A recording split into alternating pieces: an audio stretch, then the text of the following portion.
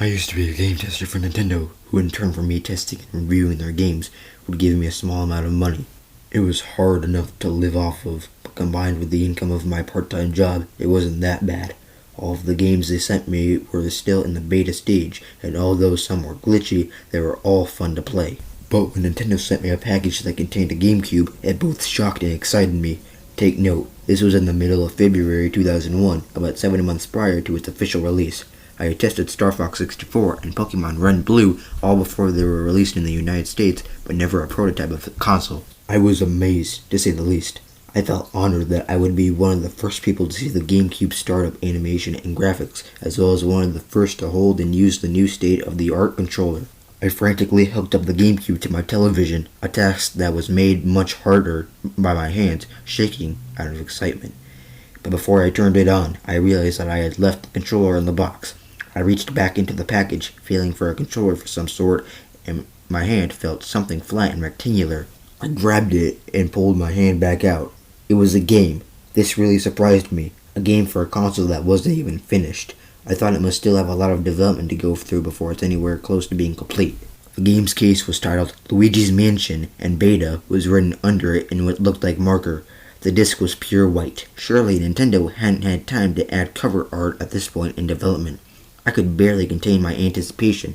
I grabbed the controller out of the box that I had been looking for earlier, popped the disc into the GameCube, and pressed the power button.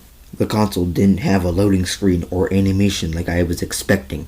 It simply went straight to the play game option. I selected that. The game started up. I could hardly wait. I assumed the game would feature Luigi as the main character, which I was also eager to experience because he was timid and easily frightened. I wanted to see how Nintendo decided to treat the lesser brother in a game of his own. A cutscene played, showing Luigi walking down a dark path. I quickly noticed that the graphics of the game are dull and sad. Luigi then stops and looks down at a map, which shows a large, bright, and happy-looking mansion. He continues down the path and finally reaches the mansion, which looks nothing like the one on the map. It looked very dark and intimidating, which caught me off guard. A bad feeling began to form in my stomach. What I was playing didn't really feel like a Nintendo game. Luigi walks up to the front door and knocks with a shivering hand. The door creaks open and he slowly walks in. The game then switches to third person, and now I can control Luigi. I have to say, the game's main theme was very unnerving as well. This was off to a weird start, but the dark ambience intrigued me. The word entrance appeared on the top left corner of the screen. I walked up some stairs and entered a door. Upon doing this, a cutscene played, showing portraits in the dark room start to shake. A text box popped up that simply said, "We have your brother."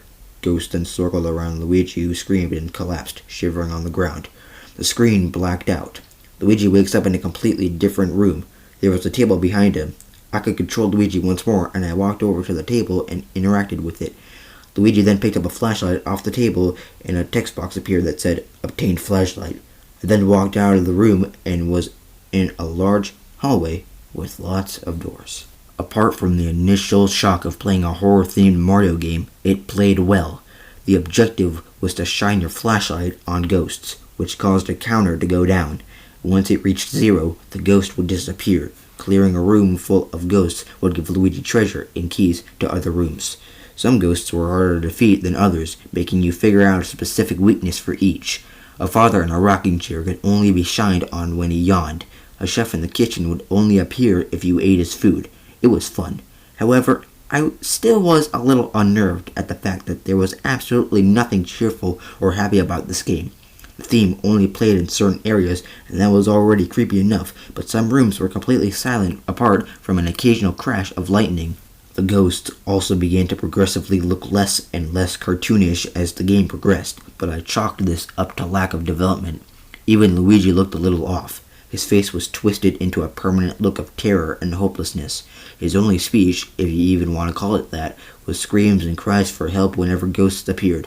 This was beginning to concern me. I wasn't having fun anymore, but I played on. Everything about the game so far was relatively manageable in terms of not being too horrifying.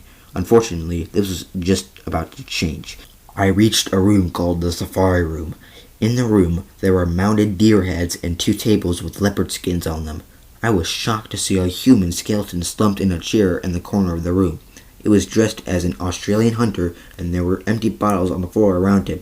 But what I noticed next chilled me to the bone. He had a small pistol in his skeletal hand and a hole in the side of his head. I had to stop for a minute. How could they possibly put something like this in a game targeted at children? I felt sick and I didn't want to look at this suicide reference anymore. I tried to exit the room and this triggered a text box to appear which said, "I'm going to kill you and mount you on my wall."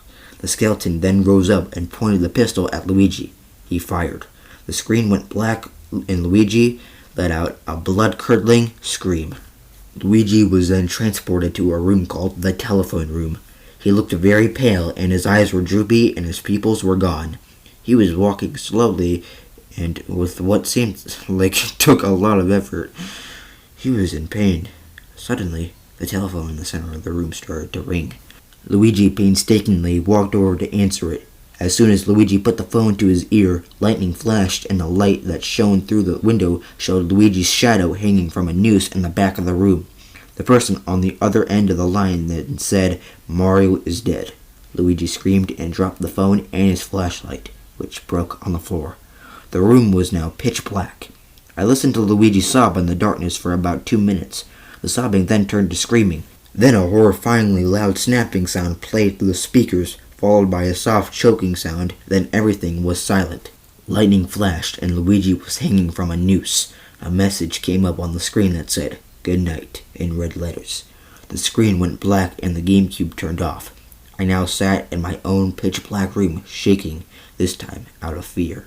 I felt something warm drip on my hand and realized that I had bitten my lip pretty hard and the blood was dripping down my chin. The next morning, I shipped the GameCube and the game back to Nintendo. A week later, I got a letter from Nintendo apologizing for accidentally sending me a beta version of Luigi's Mansion. This was by the education gentleman. And P.S. Much was changed in the final version of the game.